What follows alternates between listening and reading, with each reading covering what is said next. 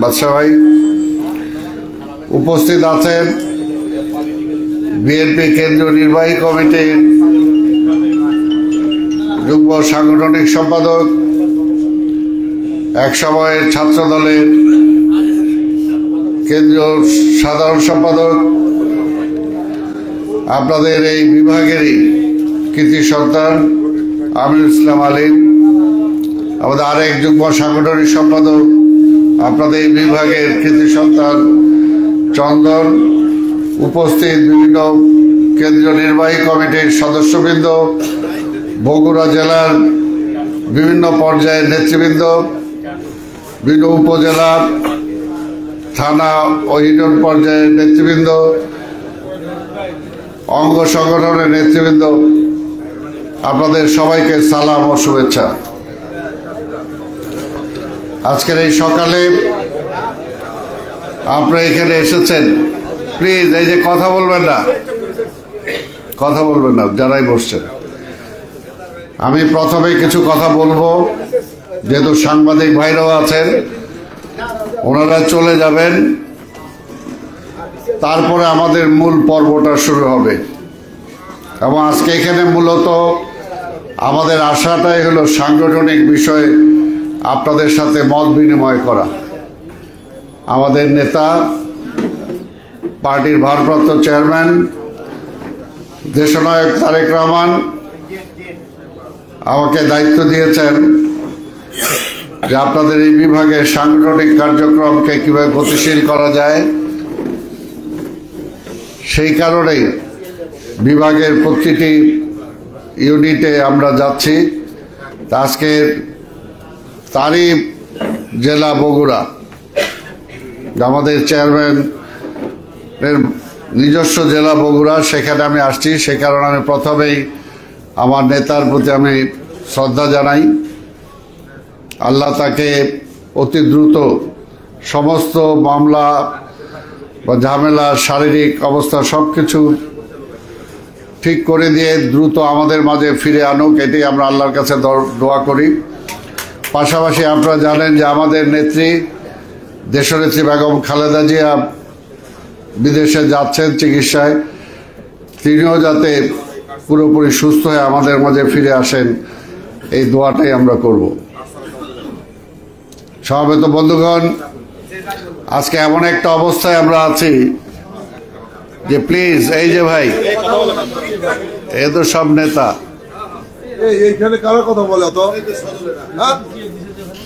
আজকে এমন একটা সময় আমরা পার করছি যে না সরকারে না বাইরে। আমরা ফ্যাসিবাদকে বিতাড়িত করেছি, কিন্তু ফ্যাসিবাদ পুরোপুরি বিতাড়িত হয় নাই। তার মাথাকে আমরা সরিয়েছি, কিন্তু তার অঙ্গ প্রত্যঙ্গ এখনো বাংলাদেশে বিদ্যমান। ঠিক এমনি অবস্থায় নতুন করে ষড়যন্ত্র হচ্ছে, যে ষড়যন্ত্র আমরা এর আগেও দেখেছি, যে বিএনপি যাতে কোনোভাবে ক্ষমতায় না আসতে পারে। আজকে মনে হয় যে আওয়ামী লীগেরও একটা এজেন্ডা ছিল।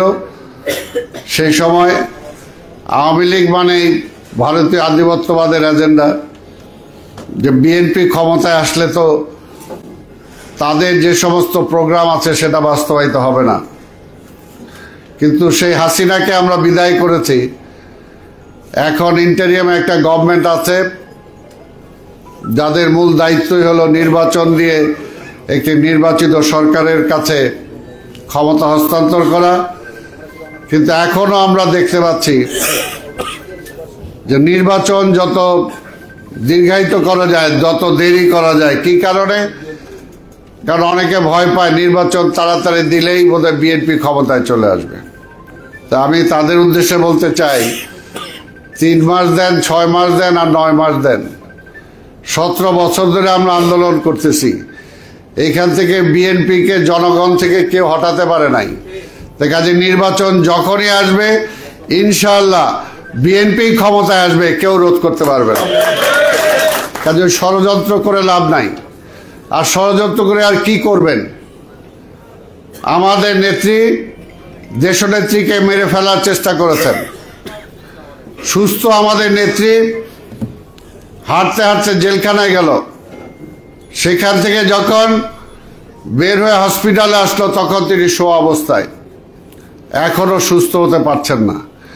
আমাদের নেতা তারেক রহমান, তাকে গ্রেফতারের করে তাকে মেরে ফেলার জন্য ষড়যন্ত্র হয়েছে, তার মেরুদণ্ড ভেঙে দেওয়া হয়েছে। আমাদের বিএনপির এমন কোনো নেতা কর্মী নাই যার বিরুদ্ধে মামলা দেন নাই। অসংখ্য নেতা কর্মীকে গ্রেফতার করেছেন, পঙ্গু করেছেন। এখনো অনেক নেতা কর্মীদের যাদের গুম করা হয়েছে তাদের হদিস আমরা পাই নাই। বিএনপির উপর আর কি হবে? এত অত্যাচার করার পরও তো বিএনপিকে জনগণ থেকে বিচ্ছিন্ন করা যায় নাই, জনগণ থেকে বিচ্ছিন্ন করা যায় নাই। আর এখন যারা বিএনপি যারা আছে এরা তো সব পরীক্ষিত, আগুনে পোড়া, তাই না? আগুনে পোড়া এরা। জেল, জুলুম, গুলি, অত্যাচার, নিপীড়ন, নির্যাতন সব কিছু পার হয়ে আজকে এখানে আমরা আসছি। কাজে সকল পরীক্ষায় উত্তীর্ণ। বিএনপিকে এখান থেকে হটানো যাবে না। আর যারা অনেকে ষড়যন্ত্র করে বিএনপি, আরে বিএনপি যদি খালি ক্ষমতা চাইতো তাহলে তো বিএনপির দেশনেত্রী বেগম খালেদা জিয়া প্রধানমন্ত্রী হয়েছিল। প্রধানমন্ত্রী হওয়ার পরও দেশের প্রয়োজনে, গণতন্ত্রের প্রয়োজনে বিভিন্ন রাজনৈতিক দলেরগুলোর দাবিতে নিজে প্রধানমন্ত্রিত্ব ছেড়ে দিয়েছিলেন। এরপরে আওয়ামী লীগ বহুবার বলেন আসেন ভাগাভাগি করি, স্বরাষ্ট্রমন্ত্রী সহ যে কয়টা মন্ত্রণালয় চালু এলন, কিন্তু তারপরেও কিন্তু ক্ষমতার জন্য লালায়িত না বেগম খালেদা জিয়া। আমাদের নেতা তারেক রহমান, তিনিও যদি চাইতেন, পরিষ্কার বলতে চাই, তিনিও যদি চাইতেন, আগেরটা তো আছে এই 5ই আগস্টের পরে, যদি ওই সময় চাইতেন তাহলে সকল আন্দোলনকারী দলকে নিয়ে সেই সময় জাতীয় সরকার গঠন করতে পারতেন বিএনপি, কিন্তু করেন নাই। কারণ বিএনপি ক্ষমতার জন্য লড়াই করে না, বিএনপি দেশের জন্য লড়াই করে। দেশের স্বাধীনতার জন্য যেমনি 71-এর 25শে মার্চে আওয়ামী লীগ পালিয়ে গেল, স্বাধীনতার ঘোষণা দেওয়ার কেউ ছিল না, তখন কিন্তু এই জিয়া রহমান আবির্ভাব হয়েছিল। তিনি ঘোষণা দিয়ে মুক্তিযুদ্ধের নেতৃত্ব দিয়েছিলেন। যুদ্ধের পর আবার ব্যারেকে ফিরে গেছিলেন, কিন্তু দেশের প্রয়োজনে যখন দেশ চলছিল না, সেনাবাহিনীর মধ্যে কাউন্টার কু হচ্ছিল, পুলিশের কোনো অবস্থাই ছিল না, কোনো শিক্ষাঙ্গনে পড়াশোনা ছিল না, কোনো ব্যবসা বাণিজ্য ছিল না, সব জায়গায় দুর্নীতি, ব্যাংক লুট, রিলিফ লুট, কম্বল চুরি, এবং মানুষ না খেয়ে মারা যাচ্ছিল। ঠিক সেই সময় আবার এই দেশের মানুষ সিপাহী জনতা ঐক্যবদ্ধভাবে শহীদ রাষ্ট্রপতি জিয়া রহমানকে রাষ্ট্রের দায়িত্ব দিয়েছিলেন। জিয়া রহমান জোর করে আসেন নাই, কু করে আসেন নাই, মার্শাল দিয়ে আসেন নাই। যেমনিভাবে স্বাধীনতার ঘোষণাও সেই সময় কেউ ছিল না ঘোষণা দেয়ার, তিনি ঘোষণা দিয়েছিলেন। ঠিক তেমনিভাবে রাষ্ট্র যখন চলছিল না, আবার আমাদের স্বাধীনতা বিপন্ন হতে চলছিল, ঠিক তখন ওই স্বাধীনতাকে রক্ষা করার জন্যই এই সিপাহী জনতা ঐক্যবদ্ধভাবে জিয়া রহমানকে ক্ষমতা দিয়েছিলেন। এবং ক্ষমতা দেওয়ার পরে এই রাজনীতি তিনি ফিরিয়ে দিয়েছিলেন। সকল রাজনৈতিক দল নিষিদ্ধ ছিল, পত্রপত্রিকা বন্ধ ছিল, সেগুলো তিনি ফিরিয়ে দিয়েছিলেন। এবং তিনি জানতেন এই দেশে আওয়ামী লীগের মতো একটি দল আছে, সেই সময় আওয়ামী লীগ নিষিদ্ধ ছিল। তিনি তো আওয়ামী লীগকে রাজনীতি করার অধিকার দিয়েছেন, কিন্তু তারপরও তিনি জানতেন আওয়ামী লীগ যতদিন থাকবে ততদিন ওই আধিপত্যবাদী শক্তির পক্ষে তারা সব সময় কাজ করে যাবে। তাই তার বিপরীতে একটা রাজনৈতিক দল দরকার। সেই রাজনীতির দল তিনি বিএনপি প্রতিষ্ঠা করেছিলেন দেশকে রক্ষা করার জন্য।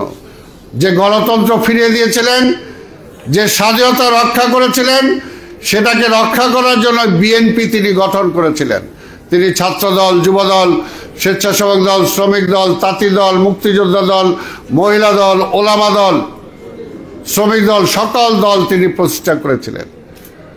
তাই আজকে সেই দল বিএনপি সহ সব দল যখনই বাংলাদেশের দুর্যোগ এসেছে, যখনই বাংলাদেশে গণতন্ত্র হুমকির সম্মুখীন হয়েছে, তখনই কিন্তু বারবার এই বিএনপি দাঁড়িয়েছে জনগণের পাশে।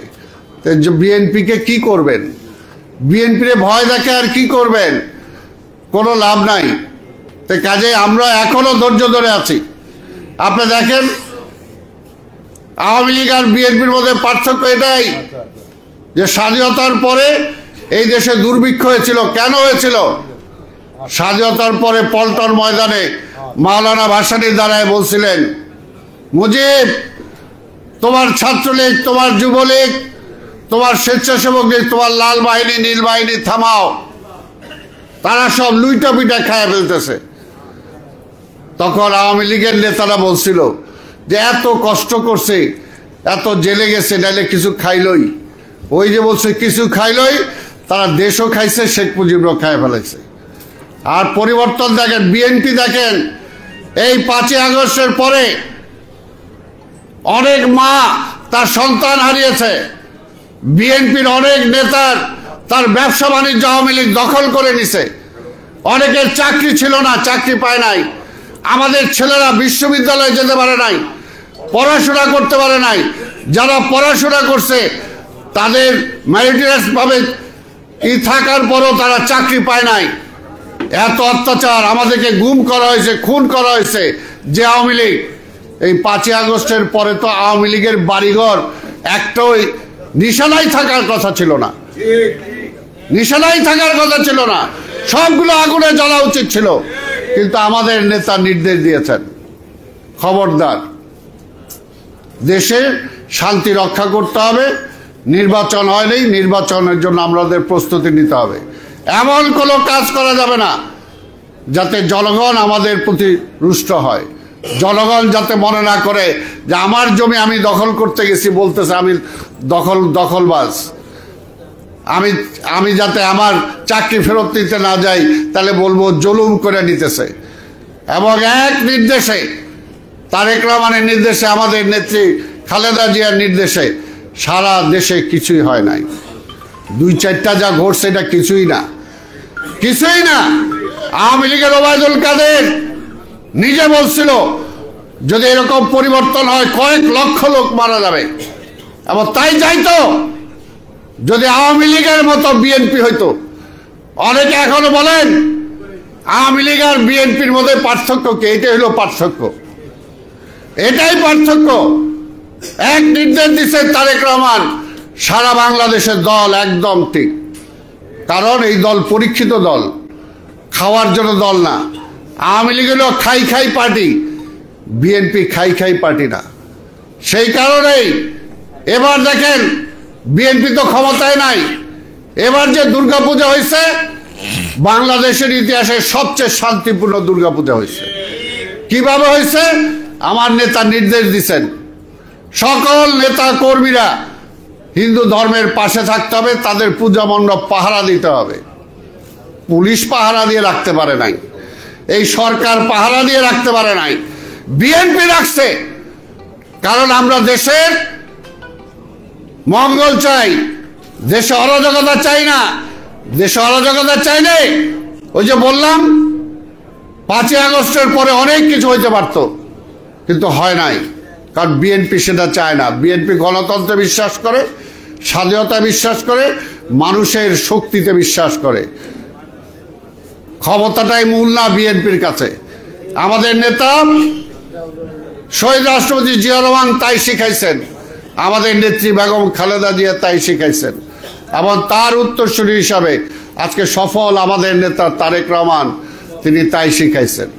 এই তারেক রহমানের বিরুদ্ধে সারা পৃথিবী জুড়ে আওয়ামী লীগ বহু কিছু বলার চেষ্টা করছে, কিন্তু আজকে মানুষ জানে এমন অবস্থা আছে, এমন অবস্থা আছে। এখন যদি ভোট হয়, বাংলাদেশের সবচেয়ে জনপ্রিয় নেতা হলো তারেক রহমান। অনেকে অনেক কিছু করার চেষ্টা করছে, কোনো লাভ হয় নাই, কারণ প্রমাণ কাজের মধ্যে দিয়েই প্রমাণ। তো সেই কারণেই তারা বিএনপিকে ভয় পায়। বিএনপিকে তারাই ভয় পায় যারা এই দেশের স্বাধীনতায় বিশ্বাস করে না। বিএনপিকে তারাই ভয় পায় যারা এই দেশটাকে আধিপত্যবাদী শক্তির কাছে আবার ফিরিয়ে দিতে চায়। পরিষ্কার কথা, শেখ হাসিনা পালাইছে, কিন্তু যে সচিবালয়ে শেখ হাসিনাকে ফ্যাসিস্ট বানাইছে, স্বৈরাচার বানাইছে, এখন পর্যন্ত কিন্তু তারা স্ব জায়গায় আছে, তাদের সরানো হয় নাই।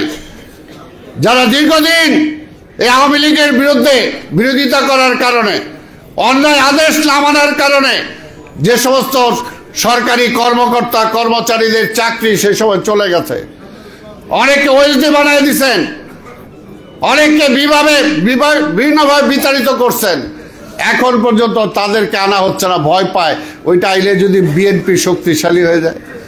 আরে বিএনপি তো জনগণের দল, বিএনপি শক্তিশালী হবেই। আর অনেকে এখন বিভিন্নভাবে বিএনপির বিরুদ্ধে বলে মনে করতেছে যে খুব বুঝি একটা লাভ করতেছে। না, লাভ না। একটা কথা মনে রাখেন, এর আগেও বলছি, এখনো বলি, ৭৫-এর পরে এই দেশের মানুষ আওয়ামী লীগকে ভোট দেয় নাই, আওয়ামী লীগকে তারা ক্ষমতা আনে নাই। বিভিন্ন ষড়যন্ত্রের মাধ্যমে আওয়ামী লীগ আসছে, এবং ওই সমস্ত ষড়যন্ত্রের মধ্যে কিছু কিছু বিরোধী দলও জড়িত ছিল। পরিষ্কার মনে রাখবেন। কাজে এখনো গণতন্ত্র আমরা ফিরে পাই নাই, এখনো আধিপত্যবাদী শক্তির প্রধান। কে হলো এখানে? কি করলা?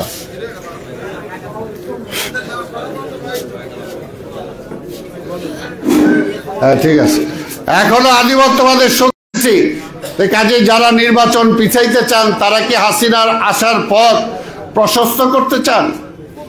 পরিষ্কার প্রশ্ন, পরিষ্কার প্রশ্ন।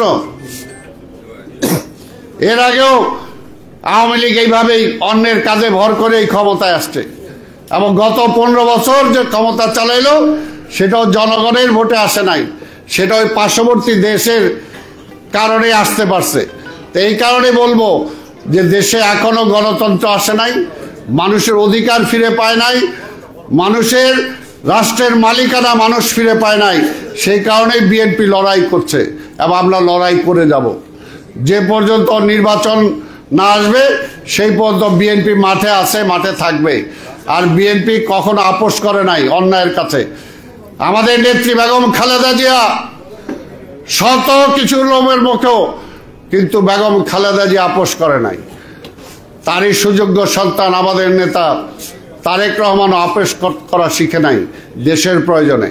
তো সেই কারণেই আজকে বলবো, সারা দেশে অন্যান্য রাজনৈতিক দল যারা আছেন আন্দোলনকারী, আমাদের নেতা বলেছেন আন্দোলন করেছে একসাথে, নির্বাচন করবে একসাথে, সরকার গঠনও একসাথে করতে চাই। কি কারণে? কারণ আওয়ামী লীগ এই দেশটাকে পুরা শ্মশান বানায় দিয়ে গেছে, এমন কোনো সেক্টর নাই যেটা ক্ষতিগ্রস্ত হয় নাই। কাজে ঐক্য ছাড়া এটাকে কোনোভাবেই গড়ে তোলা যাবে না। কাজে মনে করেন না যে বিএনপি দুর্বল, এই কারণে ঐক্যের কথা বলে না। বিএনপি সবাইকে নিয়ে চলতে চায়, সবাইকে নিয়ে চলতে চায়। কাজেই এই ঐক্যে যদি ফাটল ধরান, তাহলে সেখানে এই আধিপত্যবাদী শক্তির পক্ষে যারা আছে তারা লাভবান হবে, দেশ লাভবান হবে না, দেশ লাভবান হবে না, দেশ ক্ষতিগ্রস্ত হবে। তাই আল্লাহর রাস্তে বলবো, বিএনপিকে খাটো করতে চায় দেশকে খাটো করেন না। দেশের সাথে, স্বাধীনতার সাথে, গণতন্ত্রের সাথে বিএনপির নাম জড়িত।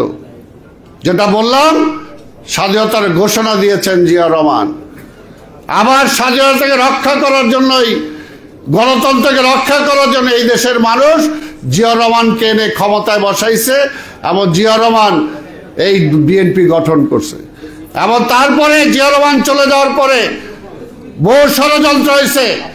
কেউ ছিল না বিএনপিতে। 91 সালের নির্বাচনে এইরকম আওয়ামী লীগ মুজিব কোর্ট বানায় সব মন্ত্রী টন্ত্রী তৈরি করে রেডি হয়ে গেছিল, কিন্তু এই দেশের জনগণ 91 ভোটে প্রমাণ করে দিছে এই দেশের মানুষ জিয়াউর রহমানের পক্ষে আছে, বিএনপির পক্ষে আছে। ঠিক তেমনি ভাবে এইবারও যত ষড়যন্ত্রই করেন, আবার যখন ভোট আসবে যখনই হোক সেই ভোটে দেখবেন, কারণ এই দেশের মানুষ আর ফেলানি হইতে চায় না, এই দেশের মানুষ পরাধীন হইতে চায় না, এই দেশের মানুষ আধিপত্যবাদী শক্তির কাছে মাথা নত করতে চায় না, এবং সেইটা শিখাইছে বিএনপি। বাংলাদেশের রাজনীতি দুইটা ভাগে বিভক্ত, একটা হলো আধিপত্যবাদী শক্তির পক্ষে আওয়ামী লীগ সহ যারা, আরেকটা হলো জাতীয়তাবাদী শক্তি বিএনপির পক্ষে যারা আছে। এর মাঝামাঝি কিছু নাই। এর মাঝামাঝি যদি কিছু করতে চান তাহলে আধিপত্যবাদী শক্তিকেই লাভবান করা হবে। এখন চিন্তা করে দেখেন সেদিকে যাবেন কিনা, নাকি জাতীয়তাবাদী শক্তির পক্ষে থাকবেন। পরিষ্কার, দেশকে যদি বাঁচাতে হয়, দেশের মানুষকে যদি বাঁচাতে হয়, তাহলে বিএনপি ছাড়া কোনো বিকল্প নাই, খালেদা জিয়া তারেক রহমান ছাড়া কোনো বিকল্প নাই। আর বেগম খালেদা জিয়া তারেক রহমান জাতীয় ঐক্যে বিশ্বাস করে, সবাইকে নিয়ে চলতে চায়, তারা একা চলতে চায় না এত কিছুর পরেও। তাই আসেন ঐক্যবদ্ধভাবে আমরা আগামী দিনের এই পরিস্থিতিকে মোকাবেলা করে, ষড়যন্ত্রকে মোকাবেলা করি। ষড়যন্ত্র হচ্ছে, কাজে ষড়যন্ত্রকে মোকাবেলা করি, এবং মোকাবেলা করে এই দেশের মানুষের হারিয়ে যাওয়া অধিকার, সেই অধিকার আমরা ফিরিয়ে দেই, ভোটের অধিকার। সেই ভোটের অধিকারটা ফিরে, অনেকে কয় আরে ভোটের জন্য কি রক্ত দিচ্ছে নাকি? হ্যাঁ, ভোটের জন্যই তো রক্ত দিছে, ভোটের জন্যই তো রক্ত হয়েছে। যদি শেখ হাসিনা ভোট দিত তাহলে তো শেখ হাসিনা পালাইতে হইতো না। যদি ভোট দিত, ভোটের মাধ্যমে যদি সরকার পরিবর্তন হইতে পারত, তাহলে তো আজকে দেশের অবস্থা এটা হইতো না। সেই কারণেই, ভোটের কারণেই তো হয়েছে। ভোটের জন্য পাকিস্তানের বিরুদ্ধে আমরা লড়াই করছি, তার পরবর্তী পর্যায়ে আবার বাকশালের বিরুদ্ধে আমরা লড়াই করছি, এরপরে আবার হাসিনার বিরুদ্ধে লড়াই করছি। সেটা তো একটাই, মানুষের অধিকার, আমার রাইট। এই দেশ আমার, এই দেশের মালিক আমি, এই দেশের মালিক ইন্ডিয়া না, এই দেশের মালিক শেখ হাসিনা না। আজকে যারা বিভিন্নভাবে রাজনৈতিক বিভক্তি করার চেষ্টা করতেছেন, সবার অতীত আমরা জানি। তো সেই কারণে বলবো, সমস্ত কিছু ভুলে আসেন, দেশটাকে রক্ষা করি, গণতন্ত্রটাকে ফিরাই দিই। এখনো গণতন্ত্র ফেরত আসে নাই, এখনো ফেরত আসে নাই। গণতন্ত্র ফেরতের জন্য আমার নেতা তারেক রহমান লড়াই করতেছে, এখনো বলতেছে আছে। আর কি বলবে? এই দলকে যেভাবে উনি চালাচ্ছে, এর চেয়ে ভালো। আরে ভাই, আপনারা করেন না, সবার পিছনে দিয়ে বাতাস বেরোলে সবটাই গন্ধ আছে। তো কাজে আমরা গন্ধ ছড়াইতে চাই না, সবটাই গন্ধ আমরা ছড়াইতে চাই না। আমরা চাই এই মুহূর্তে আধিপত্যবাদী শক্তির হাত থেকে এই দেশটাকে রক্ষা করার জন্য জাতীয় ঐক্যের কোনো বিকল্প নাই। এই কথা বলেই আমি আমার প্রাথমিক বক্তব্য এখানে শেষ করছি। এর পরবর্তী পর্যায়ে এখানে যারা আছেন, থানা, উপজেলা, ইউনিয়ন, তাদের পক্ষ থেকে আমরা একটা করে কথা শুনবো, এবং সেটা বক্তব্য না। আপনার আমাদের অঙ্গ সংগঠনগুলোর কি অবস্থা, কারো বিপক্ষে বলতে যায় আবার ঝগড়া করা দরকার নাই, কাউকে খাটো করা দরকার নাই। সত্যিকার অর্থে আমরা কিভাবে সংগঠনটাকে ভালোভাবে চলতে পারি,